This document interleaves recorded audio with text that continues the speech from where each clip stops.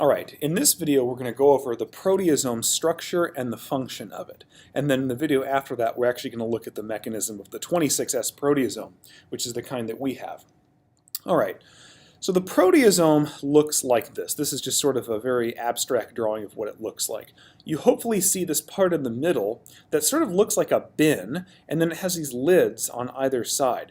Now, typically we say, back when you take things like anatomy and physiology, general biology, that typically a structure of anything implies its function.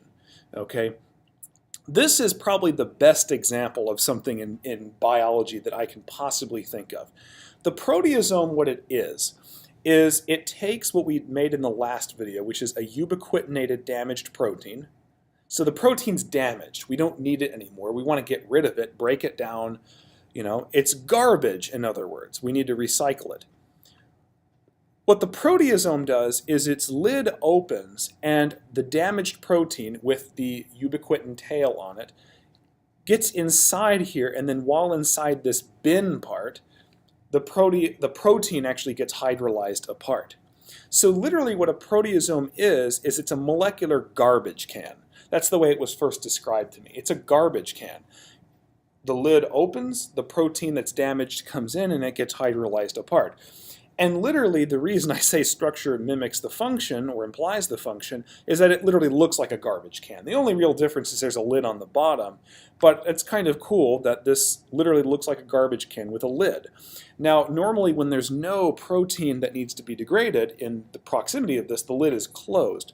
But it turns out as soon as a ubiquitinated protein approaches, this lid actually opens, and this hole right here that leads into the bin is actually going to be where the ubiquitinated protein enters, and then inside here it's going to be hydrolyzed.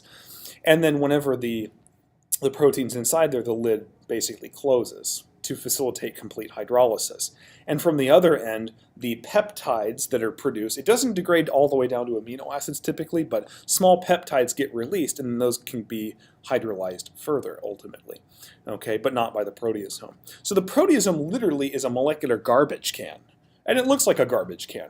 Ubiquitinated proteins come in, and it breaks them down for recycling basically, so that the amino acids can be used for other purposes for building other proteins.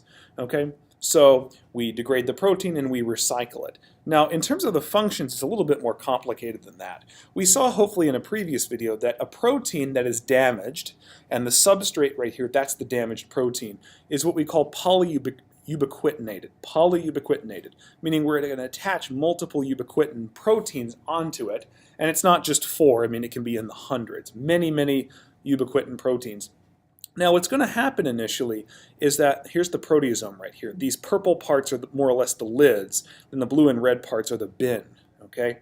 Now what's initially going to happen is we're going to have the substrate, meaning the damaged protein that's ubiquitinated, binds to basically the top part of the lid. It's going to bind. Now at that point then we're going to basically string the protein through and clip it. Now what's happening in that process? Well, the lids right here have a component that binds ATP. Okay, the ATP actually, when it's bound, facilitates the subunits coming together, because initially the lids are different subunits than the bin. So the ATP binding actually facilitates them coming together. It actually turns out that the ATP here plays another purpose. Okay, ATP hydrolysis releases some energy that actually facilitates unfolding of the protein. So it's not like the protein as a globule just enters into the bin.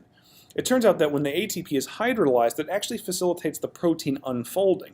And then the protein, sort of like a primary sequence, is strung through the hole into the bin.